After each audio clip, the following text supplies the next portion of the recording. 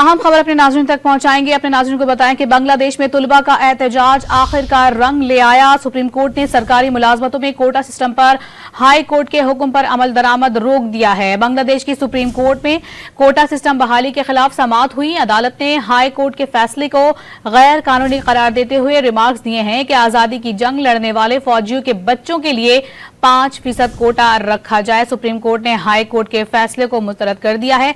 आजादी की जंग लड़ने वाले फौजियों के बच्चों के लिए 5% कोटा रखा जाए, ये अहकाम जारी किए गए हैं।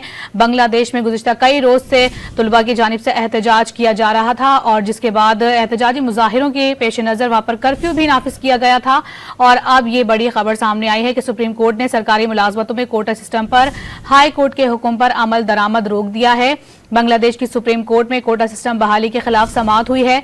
अदालत ने हाई कोर्ट के फैसले को गैर कानूनी करार देते हुए रिमार्क्स दिए हैं कि आजादी की जंग लड़ने वाले फौजियों के बच्चों के लिए 5% कोटा रखा जाए। आपको बता रहे हैं गुज़िश्ता कई रोज से पुरतशद्दुद वाकयात भी वहां पर हुए जिसमें तकरीबन 114 के करीब तुलबा जान से गए, जिसके बाद अब ये एहतजाज उनका रंग ले आया है और ये अहम तरीन फैसला सामने आया। बांग्लादेश की सुप्रीम कोर्ट ने कोटा सिस्टम पर अमल दरामद रोक दिया है।